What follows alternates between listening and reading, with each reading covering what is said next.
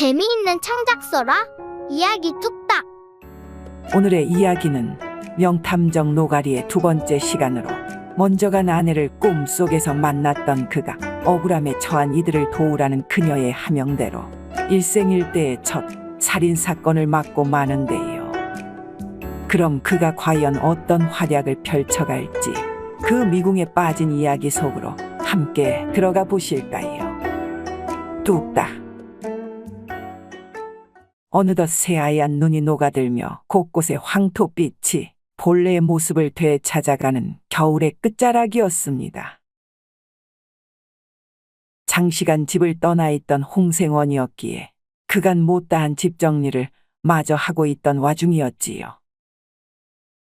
남다른 눈치와 나름의 추리력으로 하루빨리 저 먼 세상으로 나가 억울한 이들의 한을 풀어주어야 했거늘.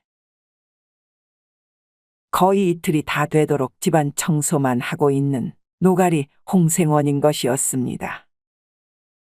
헌데 그랬다 보니 그의 제자 강윤도 툴툴거리며 빗자루질만 하고 있는 것이었지요. 헌데 탐정 나으리. 언제까지 이 집에서 청소만 하고 있어야 한답니까?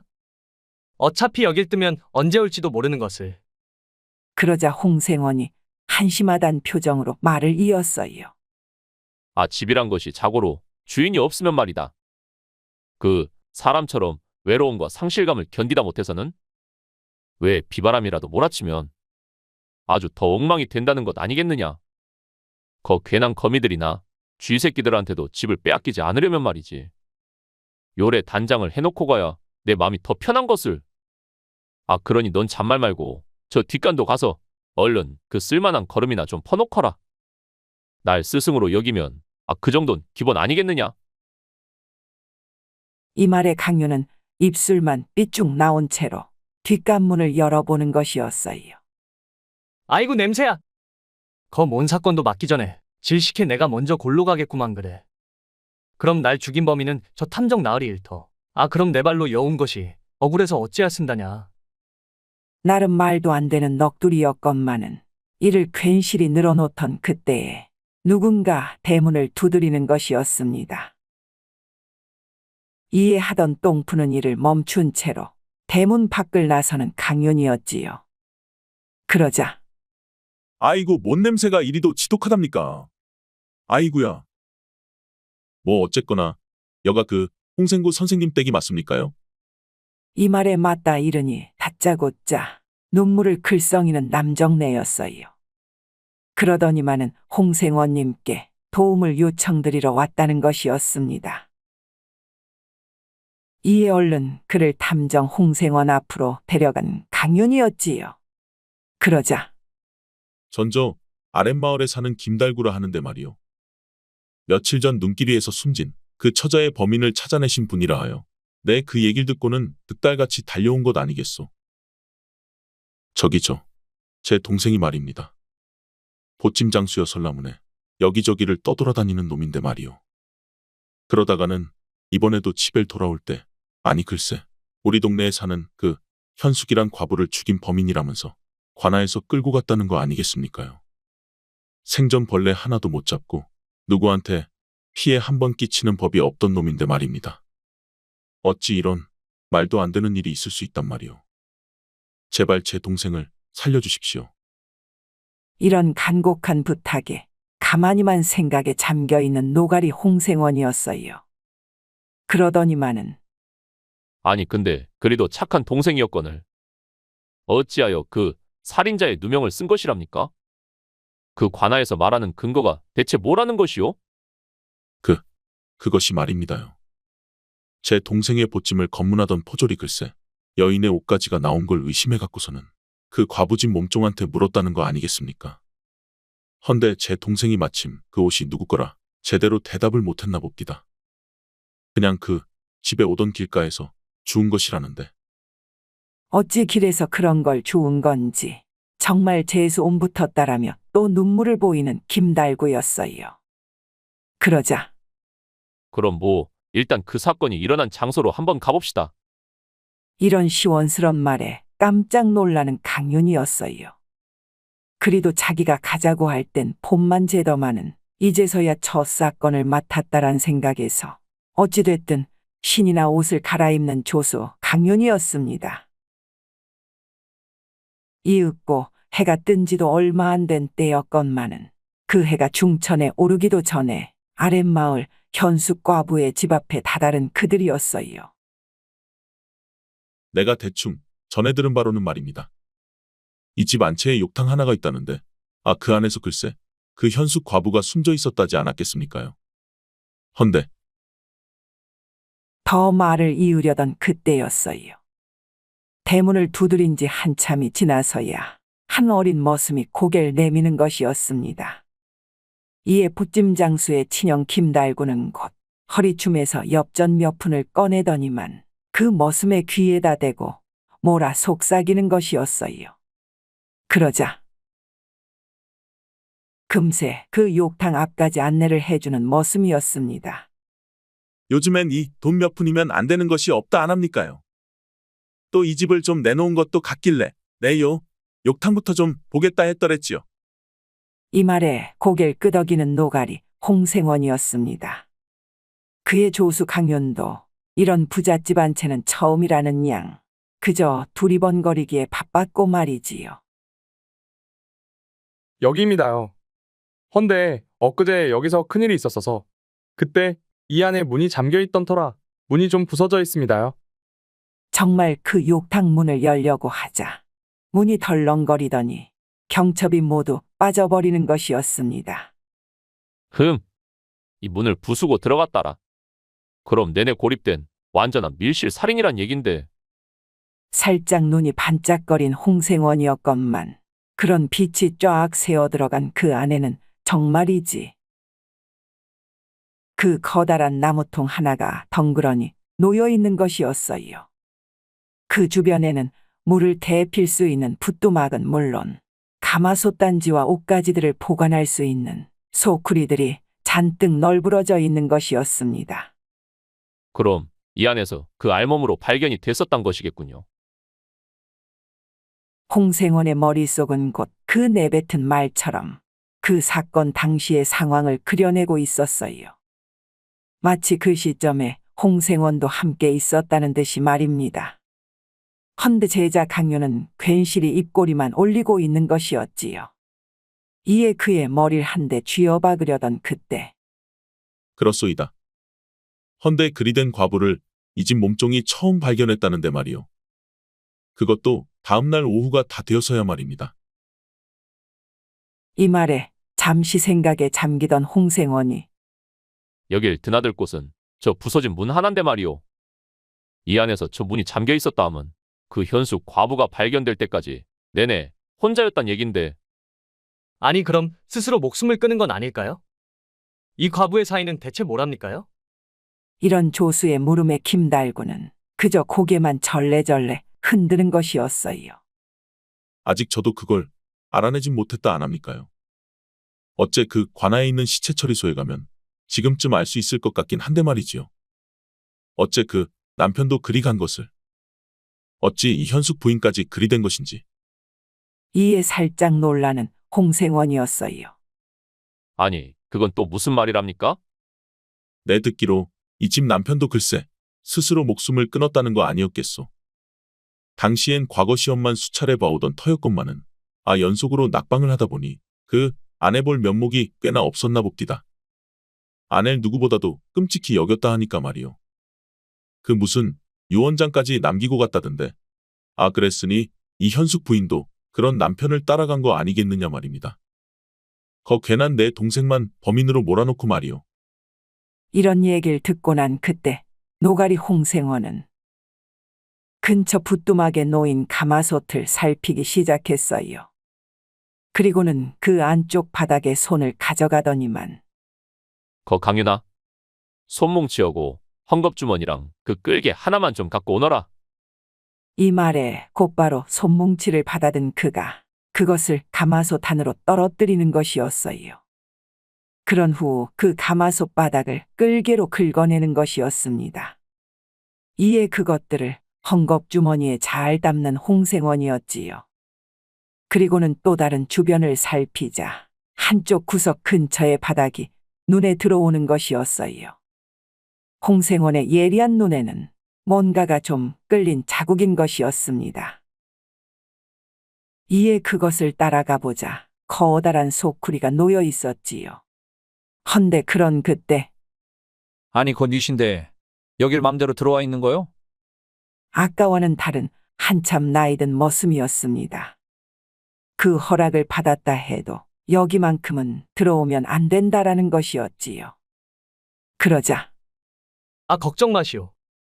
여기서 돌아가신 현숙 마님의 진범을 잡으려는 것이니까는. 이런 강윤의 말에 두 눈이 휘둥그레진 머슴이었어요.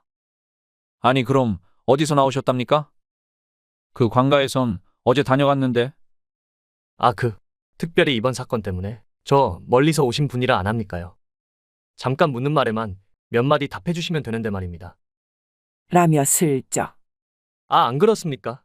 어사님, 이라며 말끝을 흐리는 강윤이었건만 에헴 하며 고개를 끄덕여주는 홍생원이었어요. 그러자 아이고, 그럼 얼른 보고 가십시오. 저희도 이제 집안일을 막 마쳐야 될 때가 돼서 말입니다요. 아직 해가 중천을 가리운 지도 얼마 안 됐건만은 이에 어이가 없다라 고개를 갸우뚱하는 홍생원과 강윤이었지요. 그럼 저기 저 가마솥 물은 그 사건 당일날 누가 담아 끓여준 겁니까? 라고 홍생원이 묻자 그날도 현숙 마님이 직접 물을 담아 끓이셨지요. 항상 목욕할 때만큼은 직접 물을 끓이시고 욕탕에 담으셨으니까 말입니다. 이 말에 살짝 고민스런 표정을 내보이더니만 그럼 어째 그 현숙 부인의 방을 좀 볼 수 있겠습니까? 그리고 그 남편 방도 좀 봐야 쓰겠구마는. 이에 살짝 뭔가 난감해하는 눈치의 머슴이었어요. 허나 홍생원의 눈과 마주치더니만은 별말 없이 그 두 방을 차례차례 안내하는 나이든 머슴이었습니다. 이내 현숙 부인의 방을 가만히 둘러보던 홍생원이 물건들이 놓여있는 화장대 근처를 살피기 시작했어요. 그러다가는 그 서랍을 열어보려 하자 아, 거긴 죄다 비어있는데 말이오. 그 말대로 서랍을 열어보는 족족 그 안이 모두 비어있는 것이었어요. 그 마님께선 평소에 뭘 잘 안 넣어두셨지 않겠습니까요? 그저 주인님 유서 말고는 딱히. 그리고는 마지막으로 열어본 서랍에 마침 그 유서 한 장이 달랑 들어있는 것이었습니다. 어찌 이 유서만 놔두고 물건은 죄다 없단 것인가? 살아생전에 무력이 없었어도 그렇지. 거 부잣집 귀부인이건만. 이런 생각에 그 유서를 살피는 홍생원이었습니다. 그 유서 속 내용은 오직 사랑하는 아내를 향한 마음과 함께 일신을 잘 지키라는 몇 마디로 끝을 맺는 것이었어요. 다음 생엔 필히 과거 급제를 하여서는 그때는 꼭 볼라치 서도록 하겠다는 말과 함께 말입니다. 아니 어째 그 과거급제가 뭐라고?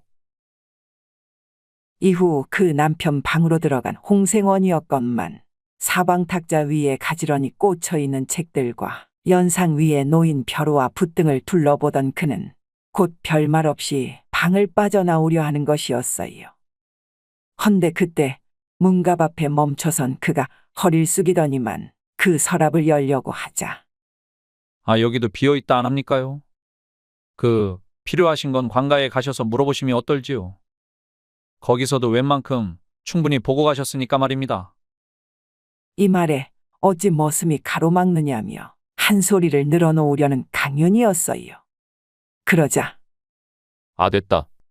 그럼 그냥 관가로 가보자꾸나. 여기서 볼 건 웬만큼 다 봐봤으니.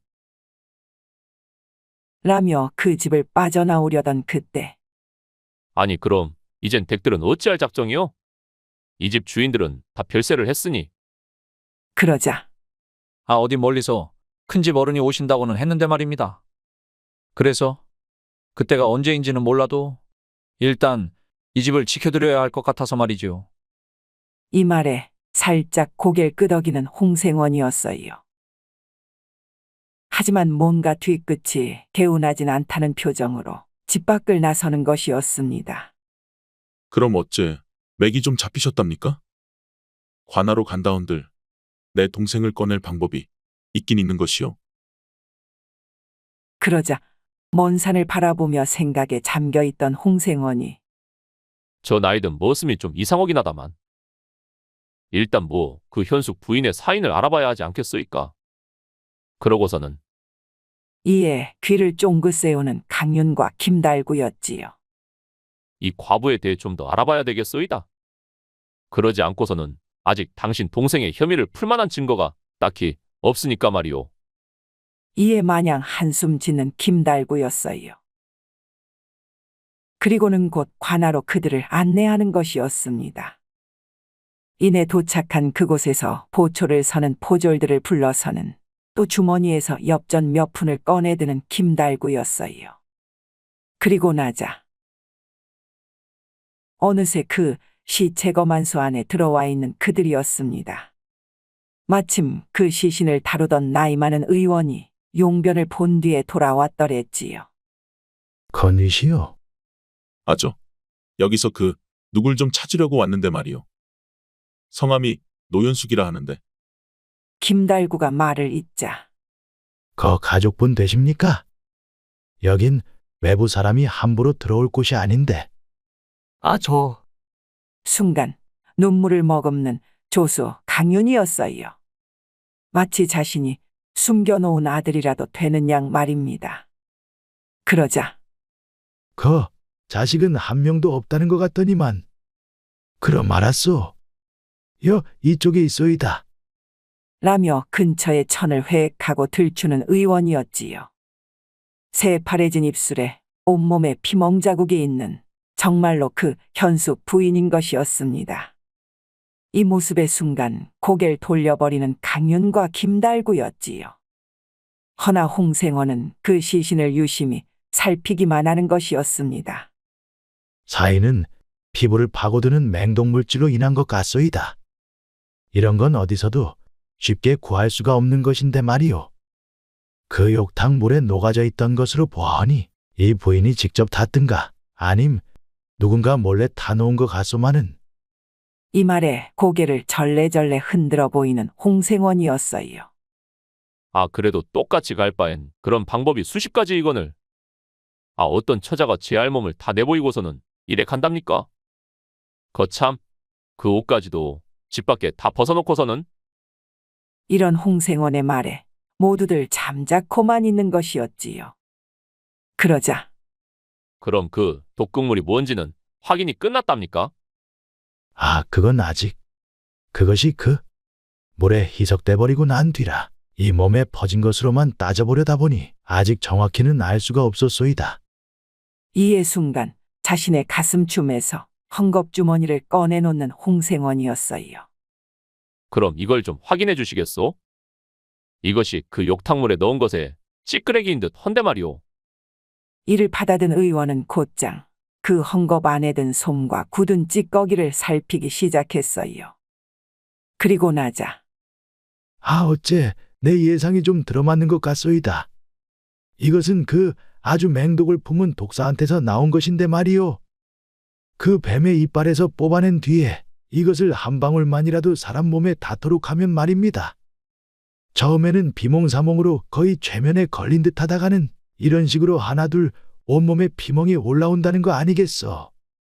그리고 얼마 후부턴 한 2~3각 정도 안에 곧바로 의식을 잃는다는 거 아니겠습니까? 근데 이건 대체 어디서 얻은 것이오? 이 말에 결코 관아 사람들은 믿을 것이 못 된다라며 말을 얼버무리는 홍생원이었어요. 그러다가는 뭐 어찌됐든 이 시신은 더 이상 훼손하지 말길 바라오. 내 이 짓을 저지른 자가 누구인지 얼른 밝히고 말 테니까는. 이라며 그곳을 빠져나오는 홍생원이었습니다. 이에 뒤따라 나온 강윤이 아니 근데 노가리님. 어찌 그리도 범인이 따로 있다 확신하시는 겁니까? 그 욕탕은 안에서 잠겨 있었는데다 저 현숙 부인이 직접 물을 끓였다고도 했는데 말입니다요. 이에 덩달아 고개를 끄덕거리는 김달구였어요. 그러자 아, 내가 언제 확신한다고 했느냐? 그냥 내 촉이 그렇다 보니 일단 지르고 보는 것이지. 어쨌건 간에 내 그 집 머슴이 좀 수상쩍긴 했으니 말이다. 일단 그 어린 머슴이나 몸종한테라도 뭘 좀 물어봐야 쓸 것을. 어여, 그 집으로 다시 가보기나 해야 쓰겠구나. 이에 곧바로 그 현숙 과부의 집으로 향하는 그들이었어요. 그리고는 그 집 앞에 이르러 대문을 두드리자 이번엔 그 과부의 몸종이 나와 보는 것이었습니다. 어쩐 일이신가요? 이에 김달구가 말을 섞으려 하자 이를 막아세우는 홍생원이었어요. 다름이 아니라 엊그제 일어난 사건 때문에 우리가 집안을 좀 둘러봤다는 거 아니오. 헌데 그 사건의 현장을 처음 발견했다는 분이 계시다 하요. 내 그분을 좀 만나려 찾아왔거늘. 그러자 잠시 어쩔 줄을 몰라 하던 몸종이 그 사람이 바로 저인데 말입니다. 그럼 지도 어딜 끌려가야 한답니까요? 이 말에 약간 놀란 척을 해보이는 홍생원이었어요. 아, 아니, 정말이오? 근데 끌려가다니. 누가 어째 그런 일을 겪기라도 했답디까? 라고 되묻자 저희 집 나이든 머슴이 선생님들께서 낮에 오셨었다 일러줬어서 말입니다요. 그리곤 꽤 오래 나갔다 와서는 어딜 끌려갔었다고 하지 않았겠습니까? 꽤나 오래 자리를 비운 터에 저도 그냥 걱정이 되어 여쭌 것이었습니다요. 이에 눈꼬리가 올라가는 홍생원이었어요. 그러더니만은 아, 그랬군요. 그럼 그 머슴 말이 꽤나 일리가 있어 그렇습니다만. 어째 똑같이 끌려가지 않는 대신 저기 저 주막에서 잠깐 얘기를 좀 나눌 수 있겠소? 그럼 왠지 시간도 절약될 것 같고만은. 그러자 잠시 뒤를 돌아보다가는 고개를 끄덕이는 몸종이었습니다. 예, 그럼 머슴들도 지금은 방에 들어가 쉬고 있는 터에 저도 좀 짬이 나긴 하니까 말이지요. 이 말에 곧장 그 몸종을 데리고서는 근처 주막으로 들어간 그들이었어요. 그리고는 저녁 겸 술상을 펼쳐놓은 뒤에 한두 마디씩 묻기 시작하는 홍생원이었습니다. 평소 현숙 마님은 어떤 분이셨소? 남편이 먼저 가고 나선 많이 슬퍼했을 거고만. 그러자 말을 끈다시피 하는 몸종이었어요. 유언장을 보실 때 말고는 특별히 그러시진 않았습니다요. 뒷산 장지에 오르실 때에도 그리 많이 울진 않으셨고 말이지요. 주인 어르신과 사이가 좋은 편이었지만서도 뭔지 모르게 좀 거리감 같은 것이 있었달까? 그래도 아내를 꽤나 위하던 분이셨으니 마님도 거의 몇 날 며칠을 말없이 지내셨지요. 헌데 그리고는 더 이어진 몸종의 얘기는 홍생원 자신의 무릎을 탁 치도록 할 만한 것이었어요. 헌데 얼마가 지나고 나서는 예전보다 더 생기가 도셨다 해야 할까요? 이웃한테는 더 많이 베푸셨고 말입니다. 항상 웃으시면서 저나 머슴들한텐 칭찬만 해주셨는데 정말이지 그런 마님이 어찌 그리 되셨는지. 더 말을 잇지 못하고는 눈물을 훔치는 몸종이었습니다. 그럼 그 얘기는 스스로 그리 할 리가 없단 것인데. 딱히 앙심을 품을 사람도 없다는 것이고. 네, 맞습니다요. 정말 그러실 이유가 하나도 없다 안 합니까요? 이런 몸종의 되풀이된 말에 곰곰이 생각에만 잠기는 홍생원이었어요. 그러더니만은 그럼 그 나이든 머슴은 말이오. 그 사건이 일어나기 전에 뭔가 미심쩍은 구석은 없었소? 뭐 예전 같지 않은 행동을 한다거나. 이 말에 눈물을 멈춘 채로 생각에 잠기는 몸종이었습니다. 그러다 저도 이 집에 온 지는 1년이 간 넘었어라. 그런데도 그 머슴하곤 아직도 좀 서먹해서요. 뭐 특별히 달라진 건 없었지만은 그 뭐시냐. 얼마 전에 뭘 혼자 들여다보고 있길래 제가 가서 말을 걸었더만은 뭘 훔쳐먹다 걸린 고양이 마냥 금방 그것을 감춰버리는 거 아니겠습니까? 그러면서 말까지 더듬는데 그것이 뭐였는가? 그것이 무슨 서찰 같은 거였어라. 내 알기로 글을 읽어도 쓸 줄은 모르는 것 같더만은 누구한테 줄 편지를 쓴 건지 분명 글씨가 적혀있는 서찰이었어라. 내 꼭 그리 기억합니다요. 이런 몸종의 말에 살짝쿵 입꼬리가 올라가는 홍생원이었어요. 그리고는 뭘 결심했다는 마냥 그럼 그 서찰을 좀 갖고 나올 수 있겠는가? 오늘은 늦었으니 내일 일찍이라도 그걸 몰래 빼내서 나한테 좀 보여달란 말일세. 그럼 그걸 내 금방 다시 돌려줄 테니 그때 갖다 놓도록 하고. 이에 깜짝 놀라는 몸종이었건만 잠시 망설이더니 고개를 끄덕이는 것이었습니다. 어차피 저도 이 집에 언제까지 있을지 모르니까 말입니다. 마님의 억울함만 풀 수 있다면야 그리 한번 해보겠습니다요. 이에 고개를 끄덕이며 다음 날 일찍 그 집 옆 소나무 숲에서 만나자 이르는 홍생원이었어요. 그리고는 몸종을 돌려보낸 것이었지요. 그러자 조수 강윤이 기다렸다는 듯이 헌데 그 머슴의 서찰이란 것이 남편의 유언장일 리는 없습니까요? 아님 그 마님하고는 별 상관이 없는 것이라면 그땐 어찌해야 한답니까요? 그러자 별 걱정을 다한다는 눈빛의 홍생원이 아, 그건 그때 가서 생각을 좀 해보자꾸나? 어찌됐든 그런 짓을 한 범인을 내 좀 알 것 같으니까 말이지. 이에 깜짝 놀라는 강윤과 김달구였습니다. 아니, 그것이 정말이랍니까? 그럼 그 현숙 부인 자신은 아니란 말씀이시오? 이런 김달구의 물음에 여유로이 앉은 홍생원이 아, 그렇소이다. 세상에 어떤 여인이 그런 알몸으로다가 자신의 생을 마감했을 것이며, 그리고 그 안이 밀실이었던 이상 분명 내부자의 소행이 틀림없소이다. 어찌 보면 그 집을 잘 아는 자가 한 짓일지 모른다는 것이지요. 그러자 마치 자신도 뭔가 생각났다는 듯이 말을 붙여대는 강윤이었어요. 그럼 그 머슴들과 저 몸종 또한 용의선상에 들어가는 것이겠군요. 헌데 이들 말고는 딱히 없는 듯한데. 아, 그거는 일단 내일에 또 고민을 해봅세. 그럼 이 근처에서 어디 묵을 만한 데를 좀 찾아봐야 쓰겄는디. 이 말에 자신의 집을 놔두고 어딜 찾으시냐며 금세 따뜻한 방으로 안내하는 김달구였습니다. 그리고는 그 집에서 나름 편안한 밤을 보낸 홍생원과 강윤이었지요. 다음 날이 되어 그 약속한 소나무 숲에서 꽤 오래 서 있던 그들이었건만 저 여기 있사옵니다. 그 머슴방 함 속에서 금방 찾았다는 거 아니겠습니까? 황급히 뛰어온 몸종이 전하는 서찰에 이를 펼쳐들자 홍생원의 표정은 사뭇 더 진지해지는 것이었어요. 그것은 분명 그 현숙 부인한테 전하는 아주 말랑말랑한 연애 편지인 듯 했으니까 말입니다. 그대가 내 마음을 알아주면 정말이지 이루 말할 수 없이 감개가 무량하겠소이다. 나도 당신을 사랑하오.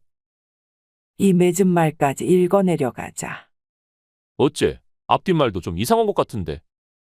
이런 홍생원의 혼잣말을 들었는지 말았는지 아, 그럼 이를 어찌하면 좋답니까?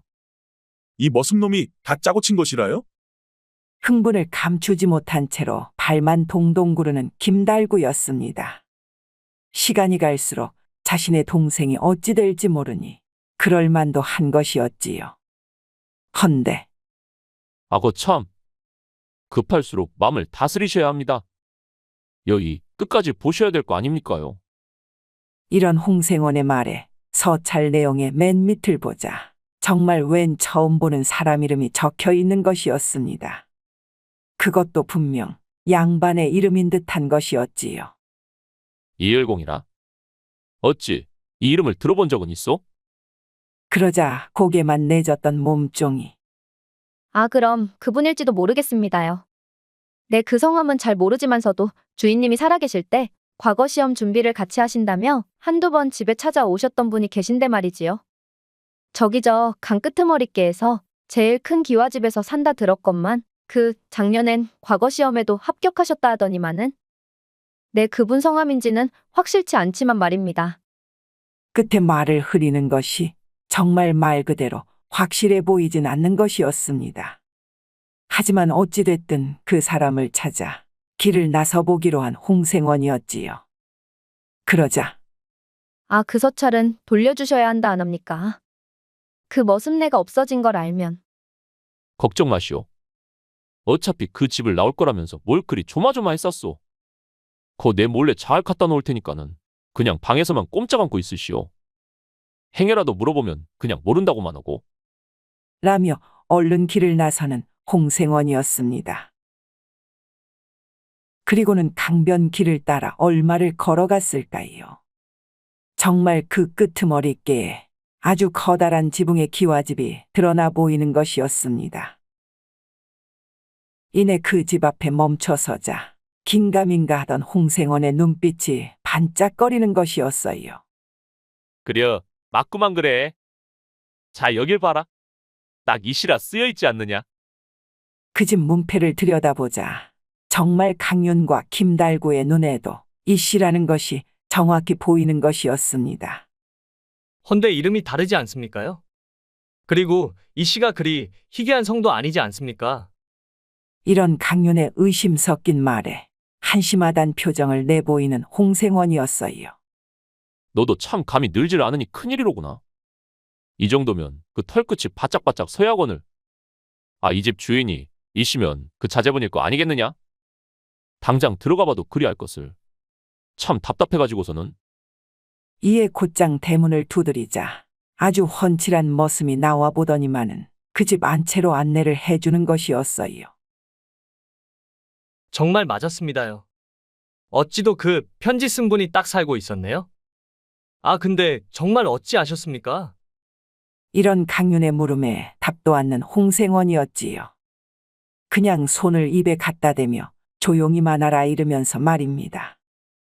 이런 와중에도 조수 강윤은 제 눈을 가만히 놔두질 못하는 것이었지요. 그 현숙 과부의 집과는 비견이 안 될 정도로 곳곳이 으리으리하기만 했으니까 말입니다.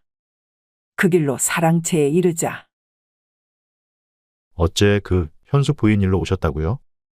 헌데 저한테는 무슨 일이십니까? 커다란 키에 아주 잘생긴 용모의 이을공이 나와 그들을 맞이하는 것이었어요. 이에 홍생원은 자초지종 그간의 굵직한 일들을 털어놓으며 그 서찰을 꺼내놓는 것이었습니다. 이 편지를 직접 쓰셨다 알고 있습니다만 그 현숙 부인과는 어떤 사이였는지 알고 싶어 왔소이다. 이 말에 그 서찰을 받아드는 이을공이었지요. 그리고는 그것을 들여다보더니만 거실례지만 집을 잘못 찾아오신 것 같소이다.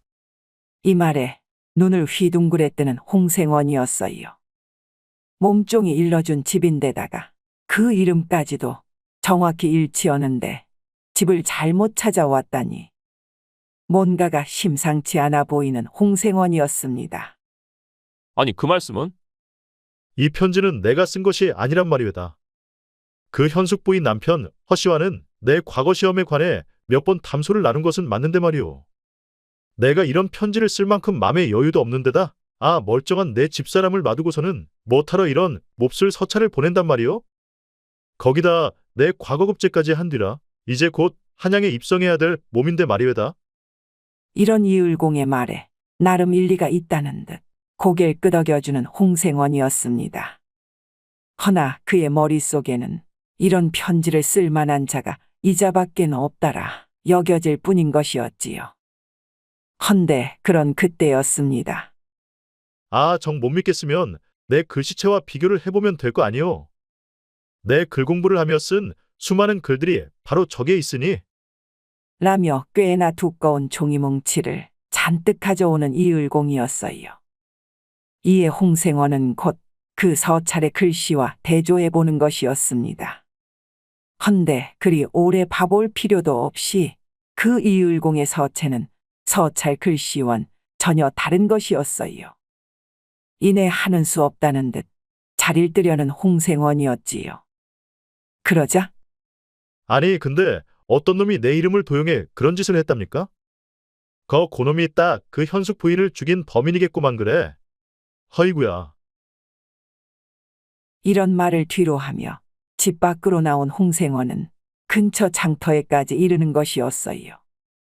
네, 정말 저자가 확실하다 싶었는데 말이지. 그럼 어째 처음부터 다시 따져봐야겠구만 그래? 그 서찰의 내용도 앞뒤가 안 맞는 것이 별 진심으로 쓴 것도 아닌 것 같고 말이지. 그럼 왜 그 머슴놈이 이런 서찰을 갖고 있던 것이라냐? 분명 직접 쓴 것도 아닐 텐데 말이지.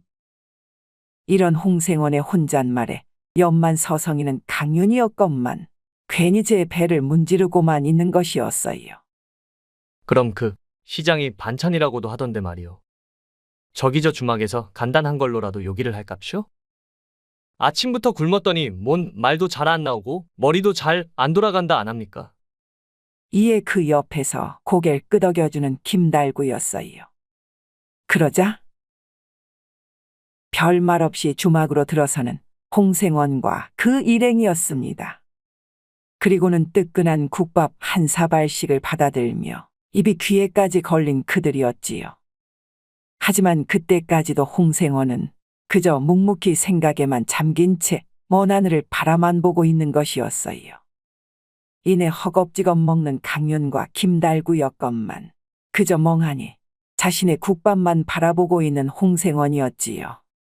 그러자 아니 그 국밥 맛이 별로랍니까?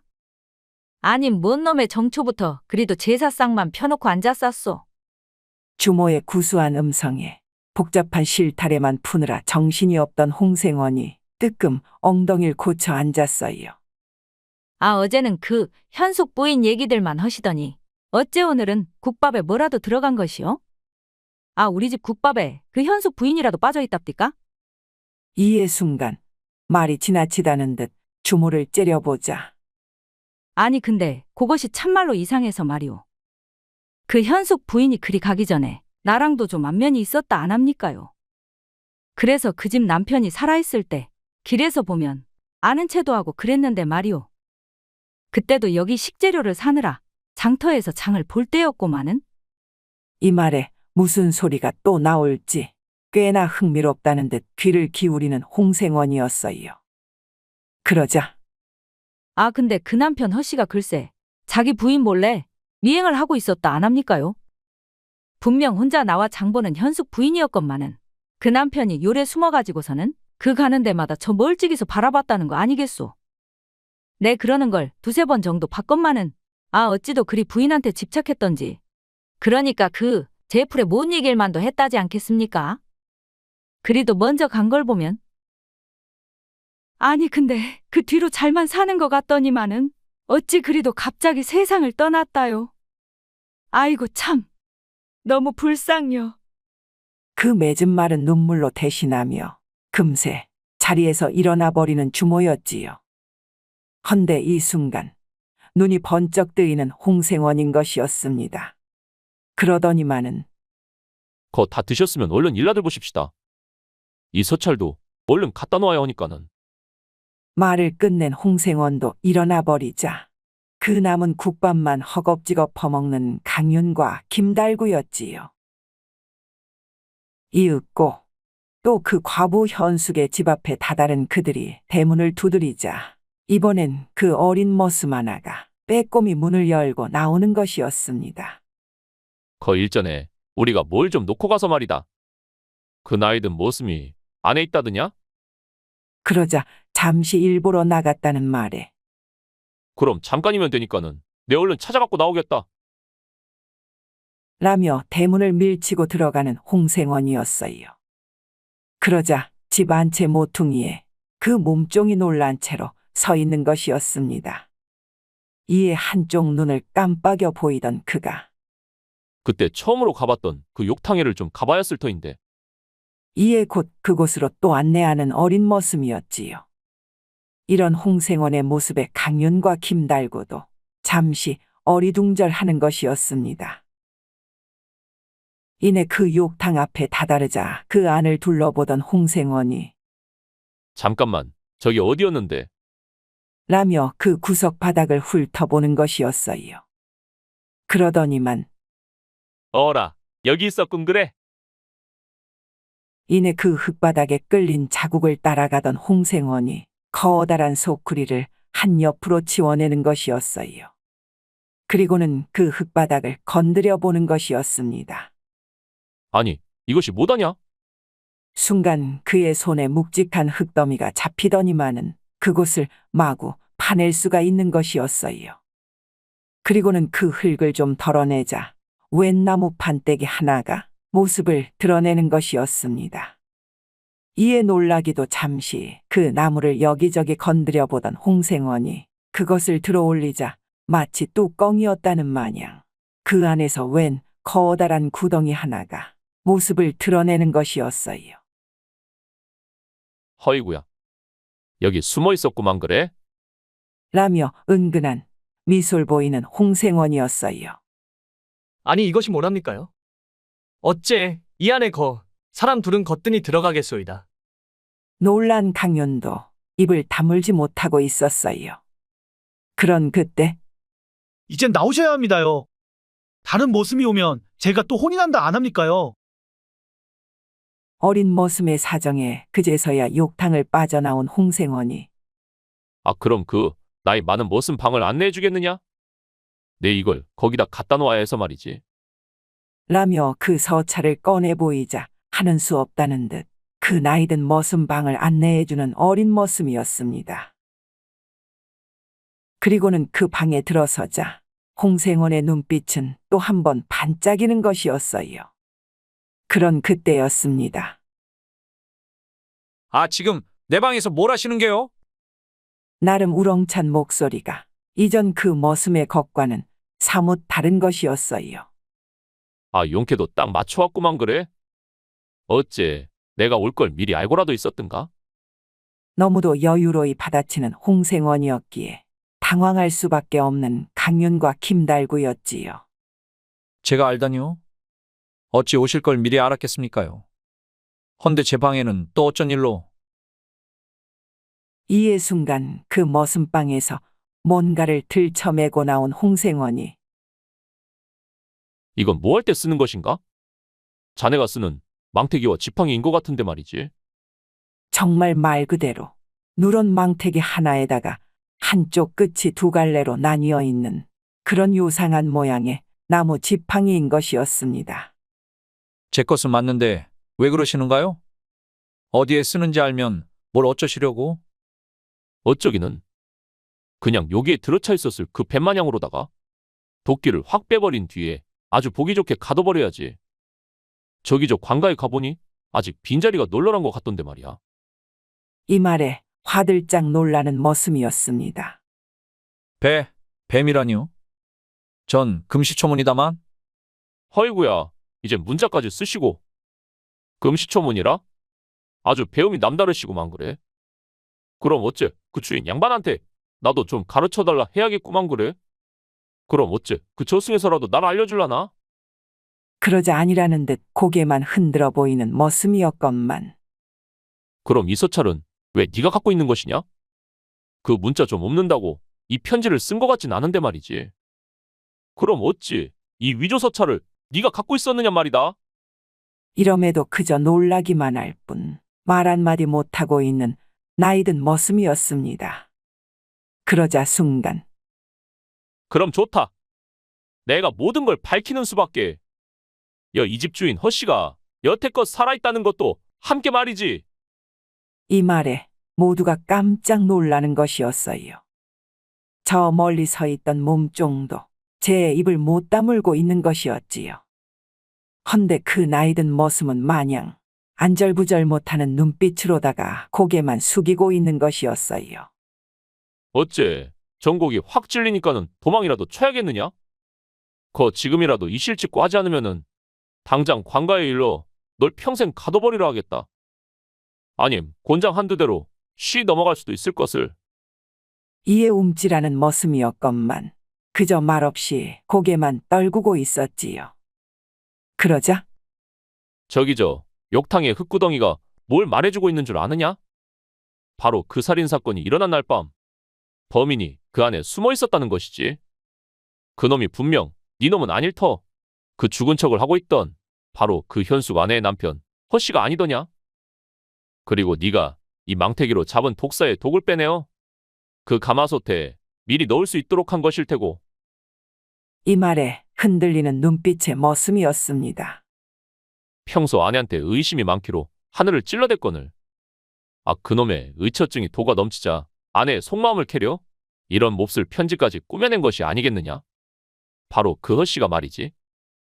헌데 그것조차 먹히질 않으니 세상에 그 말도 안 되는 제 목숨까지 끊은 척 해보이면서 아내가 그 뒤로 어떤 짓을 할지 확인해 보려 했던 것 아니겠느냐. 그리고는 그 빈관을 파묻고는 이 모든 걸 바로 니놈과 짜고 말이지. 전 그저 시키는 대로 했을 뿐이옵니다. 그것이 이리도 큰일이 될 줄은 정녕코 몰랐습니다요. 라며 결국 바닥에 무릎을 꿇는 나이든 머슴이었어요. 이 모든 걸 지켜보고 있던 강윤과 김달구는 그저 경외에 찬 눈빛으로 홍생원을 바라만 보고 있지엇이오. 정말 시키는 대로 한 것이라면은 그 증거를 내보이도록 하거라. 내 저 뒷산에 묻은 빈관을 파내기 전에 오직 그것만이 니놈이 살길인 것을. 그러자 놀란 눈으로 고개를 쳐드는 머슴이었어요. 마치 어찌해야 살 수 있는지를 알려달라는 눈빛으로 말입니다. 이 모든 일이 어찌 일어난 것인지 낱낱이 고해보거라. 그리고 지금 그 허씨가 어디에 숨어 있는지 내 이것만 알면 넌 분명 살 수 있을 것이다. 내 일을 모두 정상 참작하라. 사또한테 충분히 일러놓을 테니까 말이지. 이에 머슴은 뜨거운 눈물을 쏟아내면서도 그 주인 허씨가 살아있음은 물론이요. 그 머무르는 곳 또한 상세히 이르는 것이었어요. 그리고서는 저도 정말이지 현숙 마님을 온 마음으로 존경해 왔습니다요. 헌데 그 허씨 어르신은 그저 아내가 외도를 하는지 안 하는지만 알면 된다면서 그 거짓으로 꾸민 서찰도 안 먹히니까는 그 마지막 과거 시험을 치르고 오셨던 그 즈음에 자신이 목을 매단 척하려 하니 꼭 좀 도와달란 것이었습니다. 이에 어쩔 수 없이 그 숨진 척한 몸을 마님께 내보이고서는 전 이 모든 일이 그냥 끝날 줄만 알았습니다요. 헌데 어느 날인가 그 허씨 주인님이 몰래 찾아오시더만은 그 현숙 마님을 최면에 걸리도록 해 비몽사몽간 본심을 얘기할 수 있도록 약을 만들어 오라는 것이었습니다. 이를 거절할 시엔 자신과 동참했던 모든 것을 폭로한다면서 말이지요. 그랬다 보니 제 신분에는 거의 죽은 목숨이나 다름이 없는 것이었기에 그 주인님 말씀대로 해드릴 수밖에 없었습니다요. 제가 알던 그 독사 독은 아주 극소량만 써야 했기에 네 분명 그리 전했습니다만 정말 어쩌다 그리 되신 건지. 라며 엎드려 오열하는 머슴인 것이었지요. 이에 묵묵히 그를 바라보는 홍생원이었습니다. 이후 그 머슴이 말한 집을 찾아 나서는 홍생원과 일행들이었어요. 일찌감치 관가의 사또한테도 그 집에 범인이 있다 일러놓은 터였고 말입니다. 산길을 따라 꽤나 먼 거리를 걷던 그때에 허이구야. 이쪽은 한양으로 향하는 유일한 길인 터? 어째 내 예상하고 또 딱 맞아떨어지는구만 그래? 이런 홍생원의 말에 고개만 갸우뚱하는 강윤과 김달구였지요. 그리고 그들이 도착한 곳은 그 길가 안쪽에 자리하고 있는 아주 자그마한 초가집인 것이었습니다. 이내 그 문을 두드리자 아주 허름한 분위기와는 달리 눈부시도록 어여쁜 처자가 모습을 드러내는 것이었어요. 그리고는 이를 예상이라도 했다는 듯 그 허씨라는 남정네를 찾는다 이르는 노가리 홍생원이었습니다. 마치 그 집안에 있는 걸 모두 다 알고 왔다는 듯이 말이지요. 그리고 이때 그 홍생원의 일행 뒤로 사또와 포졸들이 잔뜩 몰려오고 있었지요. 결국 그 집에 숨어있던 허씨는 속옷 차림으로 관가로 끌려간 채 자신의 모든 죄를 낱낱이 고하며 제벌을 단단히 받았다고 합니다. 그렇다면 그 사건이 있던 날 밤 무슨 일이 있었던 것일까요? 그 홍생원의 추측 그대로 현숙 부인이 목욕을 하러 가마솥에 물을 담기 전 허씨는 미리 머슴한테서 받아놓은 독사의 독을 그 가마솥에 넣어놨던 것이었지요. 그리고서는 그 구덩이 속에 숨어있던 것이었습니다. 그리곤 자신의 아내가 비몽사몽할 때쯤 그 구덩이에서 나왔건만 아니 글쎄. 아니 당신? 이것이 어찌된 일이오? 귀신이랍니까? 아저, 그것이 아니고 내 몇 마디 물어봐야 할 것이 있건만은. 이런 남편의 등장에 어이가 없던 현숙 부인이었지요. 아직 그 도끼가 제대로 퍼지지 않은 때였으니까 말입니다. 그러자 난감해 만하던 남편은 아내가 도망이라도 칠까.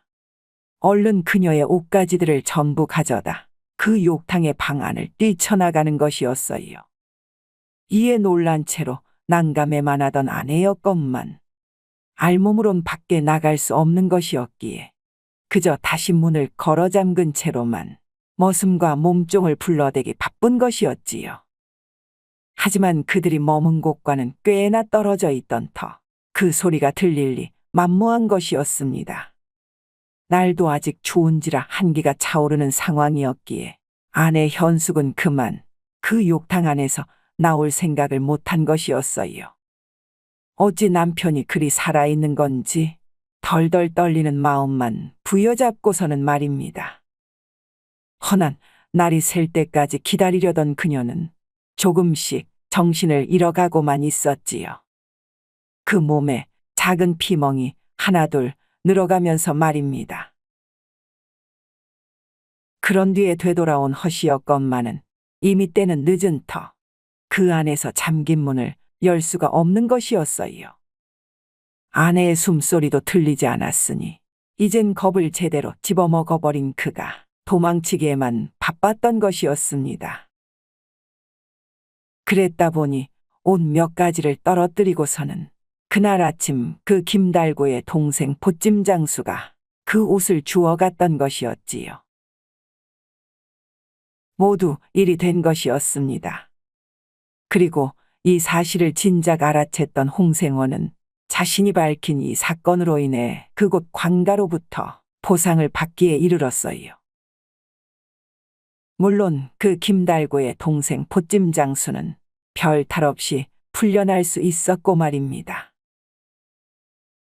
눈물로 감사의 인사를 전하는 김달구와 그의 보찜장수 동생을 멀리서 바라보며 홍생원은 자신의 조수 강윤과 함께 또다시 제 집으로 향하고 있었지요.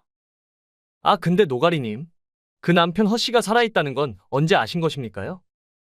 그것도 그냥 그 나이든 머슴한테 찔러보신 겁니까?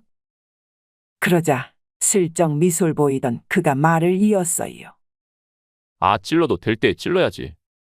막 찌른다고 매번 똑같이 그 해결책이 나오겠느냐? 그건 말이지. 내 그 허씨의 방에 처음 들어갈 때부터 느낌이 팍 왔다는 거 아니었겠느냐? 그러자 깜짝 놀라는 강윤이었어요. 아니, 어찌 그리도 일찍 아셨답니까? 대체 거기서 뭘 보셨는데 말이요? 아, 그 방에 왜 책들이 꽂힌 것이 말이다. 거 죄다 거꾸로 서 있었다지 않았겠느냐? 그리고 그 말끔한 먹에서부터 벼루에 갈린 그 먹의 흔적이란 것이 결코 과거 시험을 준비했을 만한 그런 모양새가 아니었으니 말이다.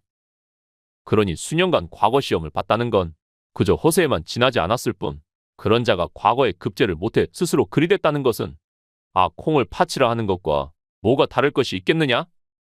그러니 요놈은 분명 살아있다. 내 그때부터 여긴 것이지. 이에 고개를 끄덕이면서도 또 한 번 경외에 찬 눈빛을 발사하는 강윤이었습니다. 어째 근데 말이다. 그 과거 시험을 보러 한양을 오가면서 그 미모의 여인네를 만나 따로 살림을 차릴 정도로 말이지. 그런 외도는 되려 자신이 일삼으면서도 아내를 끝까지 의심하는 그 성미는 말이다. 정말이지 알려고 해도 알 수가 없는 그 미궁 자체가 아니겠느냐? 거 죽었다 깨나도 풀 수 없는 그런 미스테리 말이지. 그러자 어째 그 미스테리는 외래어 아닙니까요? 조선 사람이 조선말을 써야지. 거 듣는 사람 모른다고 막 쓰시면 됩니까? 그리고 그 노가리 탐정님이 풀 수 없는 것이 어딨다요? 그 허씨 고런 놈은 그냥 내로남불 그 자체인 것을. 아, 알면서도 그러시니 내 참 몸둘 바를 모르겠소이다. 겸손도 아니고 거 왜 그러시오? 라며 허허 웃는 그들이었습니다. 그리고는 홍생원의 집에서 남은 단속을 잘 마무리한 그들은 보찜 하나씩을 짊어진 채로 또 다른 사건을 해결하기 위해 길을 나섰다고 하네요. 그럼 여기까지. 다음엔 또 어떤 일들이 펼쳐질지 노가리 홍생원과 조수 강윤의 활약상을 기대하시면서 오늘의 이야기는 여기서 마치도록 하겠습니다요. 모두 고마워요. 재미있는 창작서랍 이야기 뚝딱. 아직 구독, 좋아요를 안 하셨다면 지금 꾹 눌러주세요. 다음 영상에서 또 만나요.